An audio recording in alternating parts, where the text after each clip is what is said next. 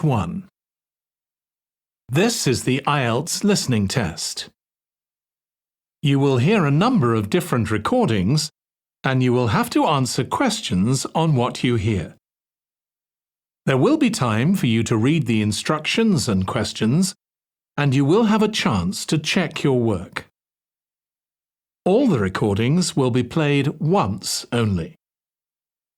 The test is in 4 parts. At the end of the test, you will be given 10 minutes to transfer your answers to the answer sheet. Now turn to Part 1.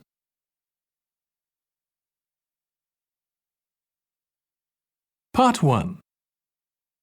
You will hear a woman phoning a friend to get information about a job agency. First, you have some time to look at questions 1 to 5.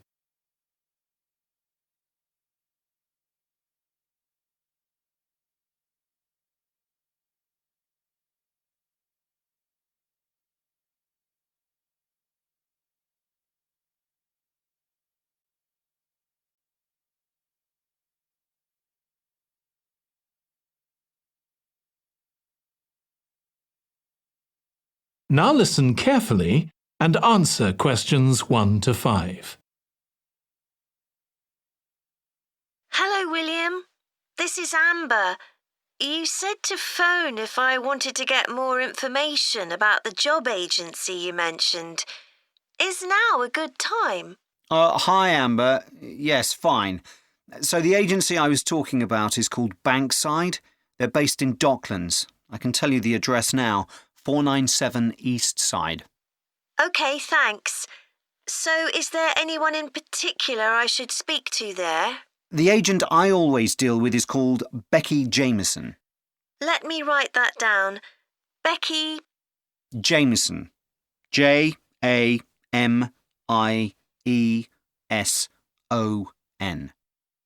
Do you have her direct line? Yes, it's in my contacts somewhere. Right, here we are. 07866 510 333. I wouldn't call her until the afternoon if I were you. She's always really busy in the morning trying to fill last-minute vacancies. She's really helpful and friendly, so I'm sure it would be worth getting in touch with her for an informal chat. It's mainly clerical and admin jobs they deal with, isn't it? That's right. I know you're hoping to find a full-time job in the media eventually, but Becky mostly recruits temporary staff for the finance sector, which will look good on your CV and generally pays better too. Yeah, I'm just a bit worried because I don't have much office experience. I wouldn't worry. They'll probably start you as a receptionist or something like that. So what's important for that kind of job isn't so much having business skills or knowing lots of different computer systems. It's communication that really matters, so you'd be fine there. And you'll pick up office skills really quickly on the job. It's not that complicated. OK, good. So how long do people generally need temporary staff for? It would be great if I could get something lasting at least a month. That shouldn't be too difficult. But you're more likely to be offered something for a week at first, which might get extended. It's unusual to be sent somewhere for just a day or 2. Right. I've heard the pay isn't too bad. Better than working in a shop or a restaurant. Oh, yes, definitely. The hourly rate is about £10, $11 if you're lucky. That's pretty good. I was only expecting to get £8 or £9 an hour. Before you hear the rest of the conversation, you have some time to look at questions 6 to 10.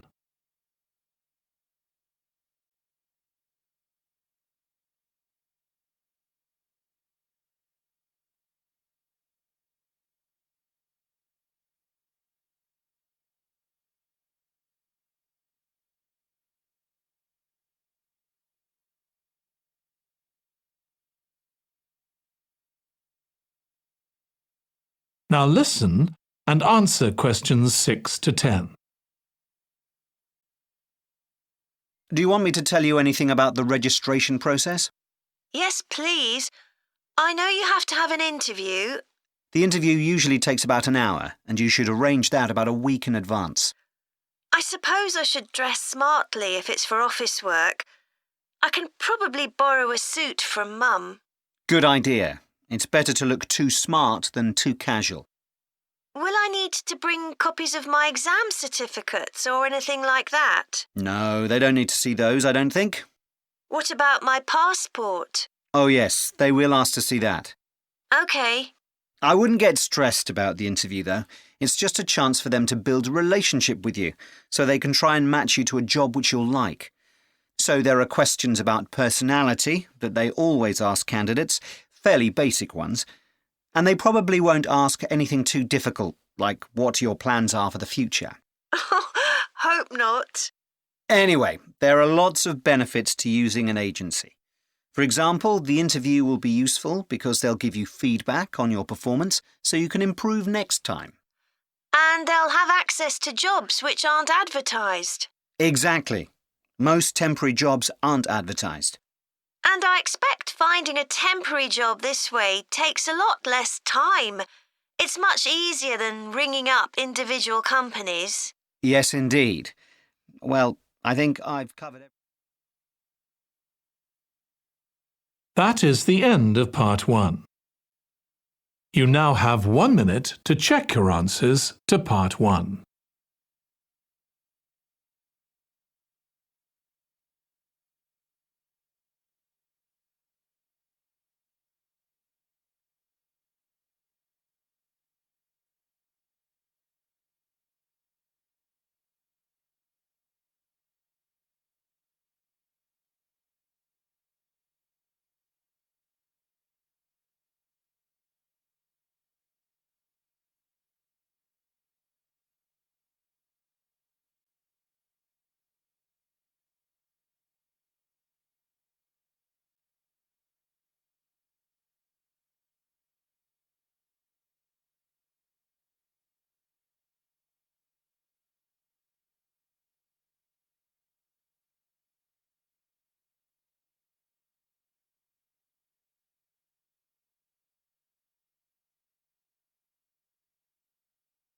Part 2. You will hear a woman giving a presentation about a holiday on an island in Britain that her company organises. First, you have some time to look at questions 11 to 14.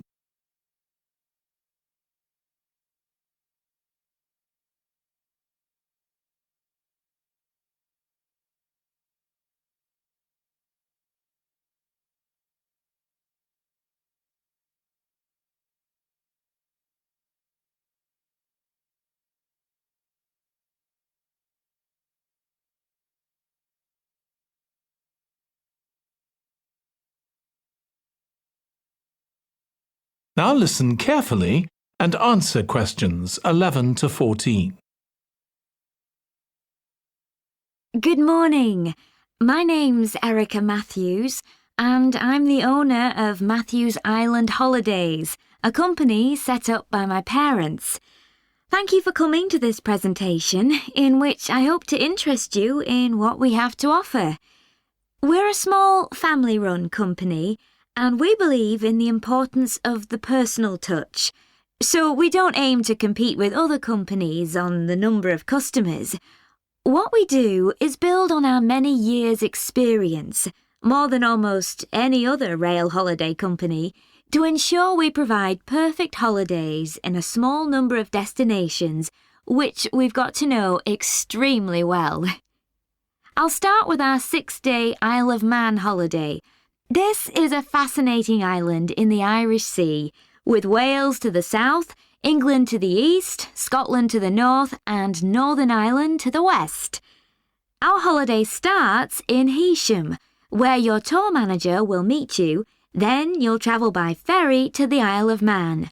Some people prefer to fly from Luton instead, and another popular option is to go by train to Liverpool and take a ferry from there. You have 5 nights in the hotel, and the price covers 5 breakfasts and dinners and lunch on the 3 days when there are organised trips. Day 4 is free, and most people have lunch in a cafe or restaurant in Douglas. The price of the holiday includes the ferry to the Isle of Man, all travel on the island, the hotel, and the meals I've mentioned. Incidentally, we try to make booking our holidays as simple and fair as possible. So, unlike with many companies, the price is the same whether you book 6 months in advance or at the last minute, and there's no supplement for single rooms in hotels. If you make a booking, then need to change the start date, for example because of illness, you're welcome to change to an alternative date or a different tour for a small administrative fee. Before you hear the rest of the talk, you have some time to look at questions 15 to 20.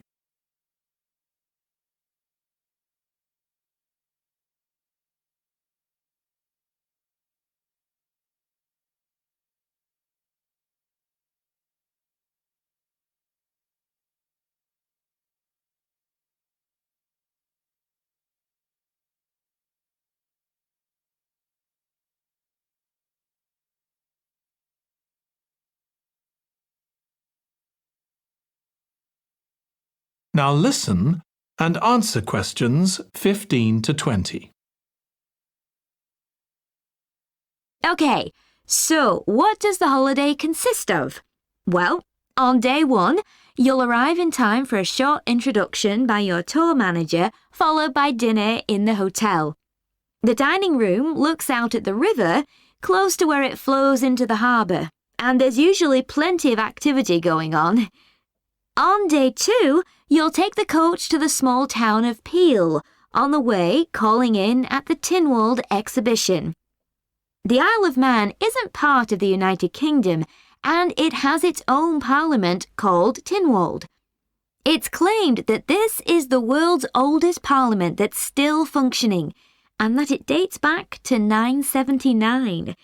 However, the earliest surviving reference to it is from 1422, so perhaps it isn't quite as old as it claims.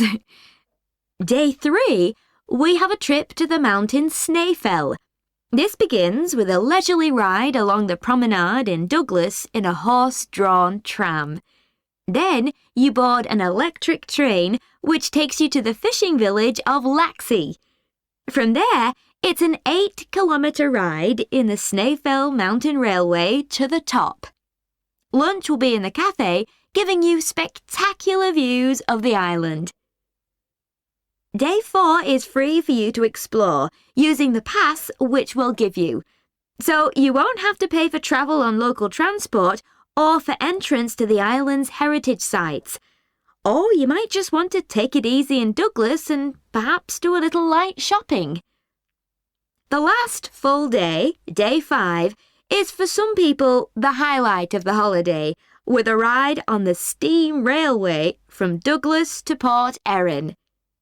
After some time to explore, a coach will take you to the headland that overlooks the Calf of Man, a small island just off the coast. From there, you continue to Castletown, which used to be the capital of the Isle of Man and its medieval castle. And on day 6, it's back to the ferry, or the airport if you flew to the island, and time to go home. Now, I'd like to tell you a bit more. That is the end of part 2. You now have 30 seconds to check your answers to part 2.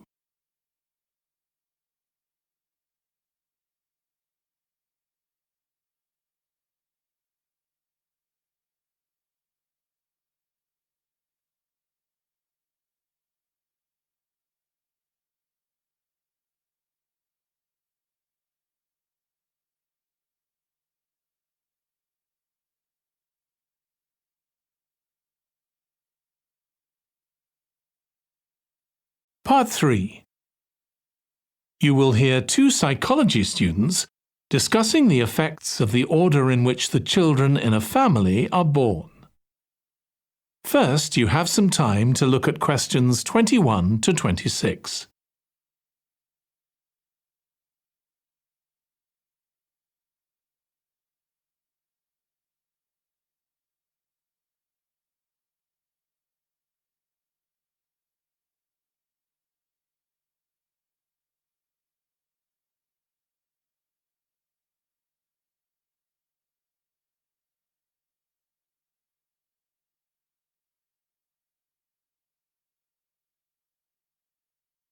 Now listen carefully and answer questions 21 to 26. Ed, how are you getting on with the reading for our presentation next week? Well, OK, Ruth, but there's so much of it. I know. I hadn't realised birth order was such a popular area of research. But the stuff on birth order and personality is mostly unreliable. From what I've been reading, a lot of the claims about how your position in the family determines certain personality traits are just stereotypes, with no robust evidence to support them. OK, but that's an interesting point. We could start by outlining what previous research has shown. There are studies going back over 100 years. Yeah, so we could just run through some of the typical traits. Like the consensus seems to be that oldest children are generally less well-adjusted because they never get over the arrival of a younger sibling. Right, but on a positive note, some studies claim that they were thought to be good at nurturing. Certainly in the past, when people had large families, they would have been expected to look after the younger ones. There isn't such a clear picture for middle children, but one trait that a lot of the studies mention is that they are easier to get on with than older or younger siblings. Generally eager to please and helpful, although that's certainly not accurate as far as my family goes. My middle brother was a nightmare, always causing fights and envious of whatever I had. As I said, none of this seems to relate to my own experience. I'm the youngest in my family, and I don't recognise myself in any of the studies I've read about.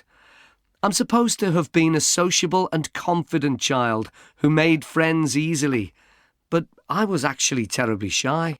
Really? That's funny. There have been hundreds of studies on twins, but mostly about nurture versus nature.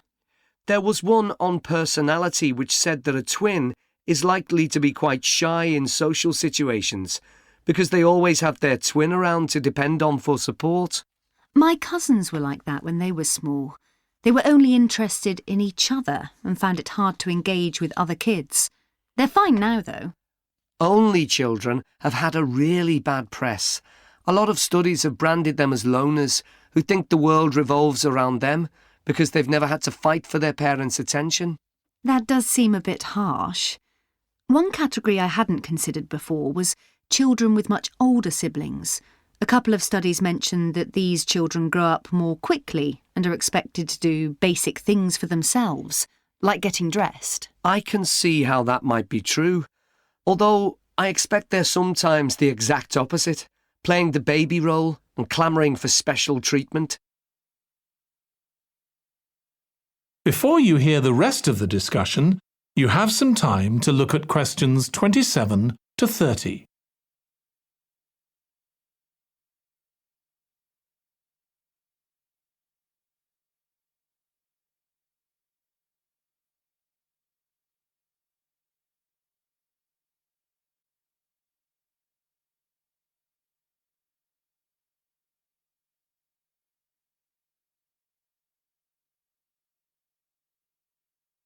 Now listen and answer questions 27 to 30. What was the problem with most of these studies, do you think? I think it was because, in a lot of cases, data was collected from only one sibling per family, who rated him or herself and his or her siblings at the same time. Some of the old research into the relationship between birth order and academic achievement has been proved to be accurate, though. Performances in intelligence tests declined slightly from the eldest child to his or her younger siblings. This has been proved in lots of recent studies. Yes, although what many of them didn't take into consideration was family size. The more siblings there are, the likelier the family is to have a low socio-economic status, which can also account for differences between siblings in academic performance. The oldest boy might be given more opportunities than his younger sisters, for example. Exactly. But the main reason for the marginally higher academic performance of oldest children is quite surprising, I think. It's not only that they benefit intellectually from extra attention at a young age, which is what I would have expected. It's that they benefit from being teachers for their younger siblings by verbalising processes. Right. and this gives them status and confidence, which again contributes in a small way to better performance. So, would you say sibling rivalry has been a useful thing for you? I think so. My younger brother was incredibly annoying, and we fought a lot, but I think this has made me a stronger person. I know how to defend myself. We had some terrible arguments, and I would have died rather than apologise to him. But we had to put up with each other, and most of the time we coexisted amicably enough. Yes, my situation was pretty similar. But I don't think having two older brothers made me any less selfish. I was never prepared to let my brothers use any of my stuff. That's perfectly normal, whereas sometimes... That is the end of part 3. You now have 30 seconds to check your answers to part 3.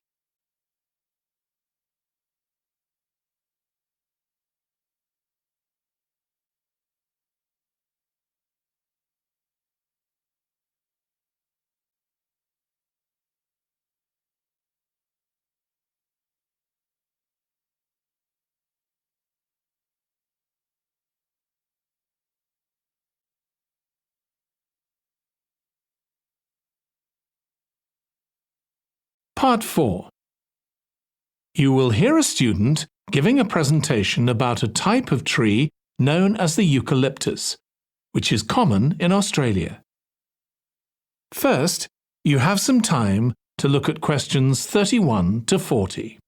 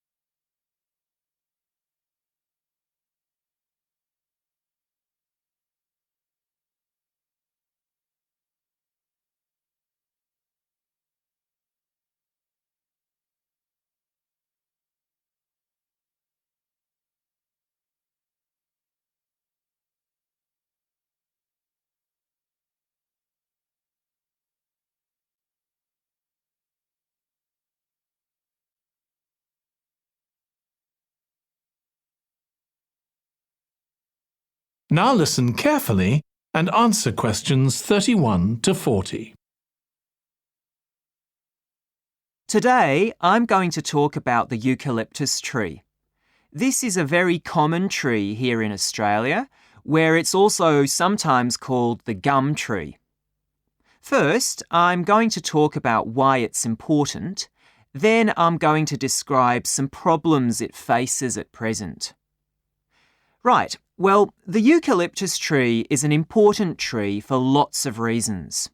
For example, it gives shelter to creatures like birds and bats, and these and other species also depend on it for food, particularly the nectar from its flowers. So it supports biodiversity. It's useful to us humans too, because we can kill germs with a disinfectant made from oil extracted from eucalyptus leaves. The eucalyptus grows all over Australia, and the trees can live for up to 400 years. So it's alarming that all across the country, numbers of eucalyptus are falling because the trees are dying off prematurely. So, what are the reasons for this? One possible reason is disease. As far back as the 1970s, the trees started getting a disease called Mundula yellows. The tree's leaves would gradually turn yellow, then the tree would die. It wasn't until 2004 that they found the cause of the problem was lime, or calcium hydroxide, to give it its proper chemical name, which was being used in the construction of roads. The lime was being washed away into the ground and affecting the roots of the eucalyptus trees nearby. What it was doing was preventing the trees from sucking up the iron they needed for healthy growth. When this was injected back into the affected trees, they immediately recovered.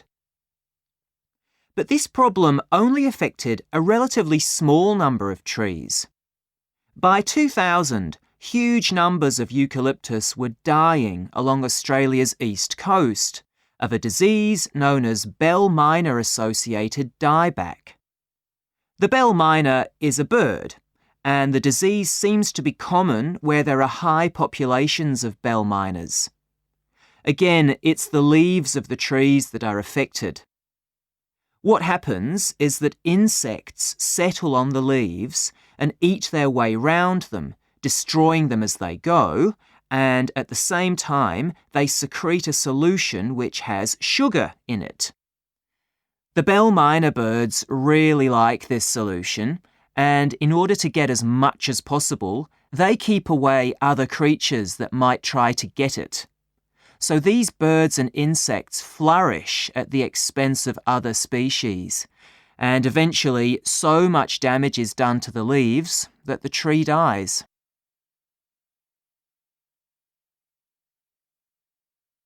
But experts say that trees can start looking sick before any sign of bell miner-associated dieback. So it looks as if the problem might have another explanation.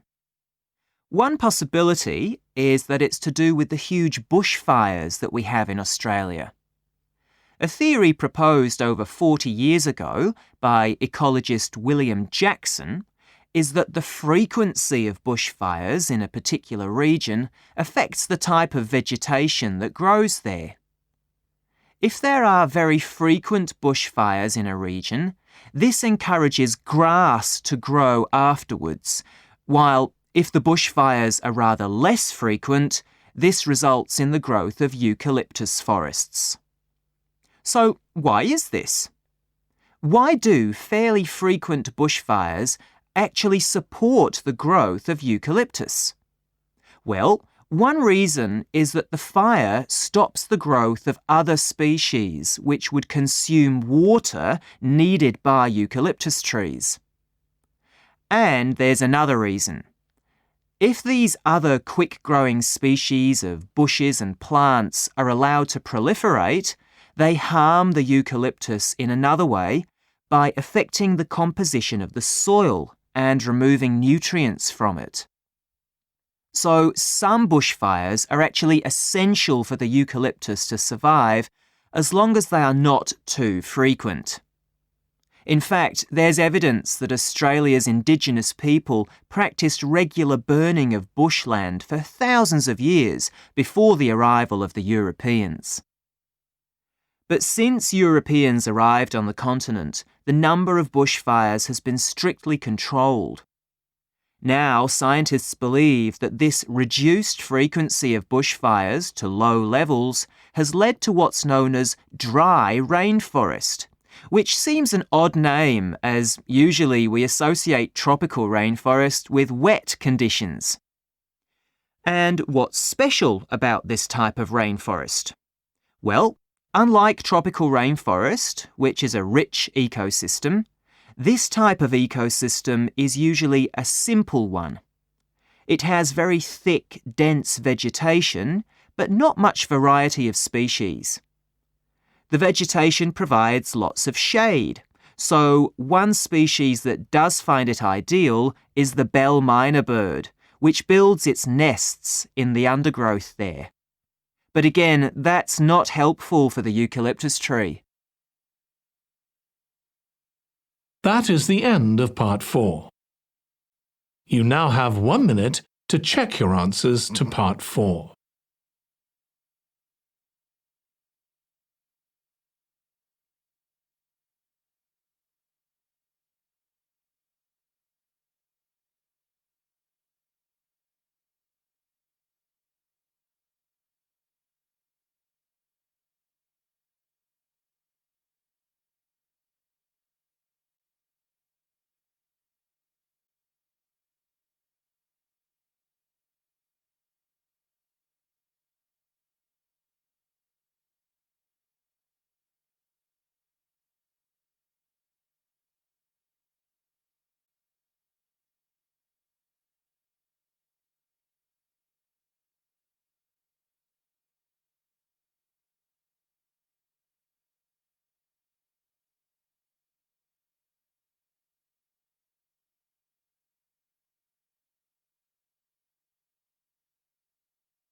That is the end of the listening test.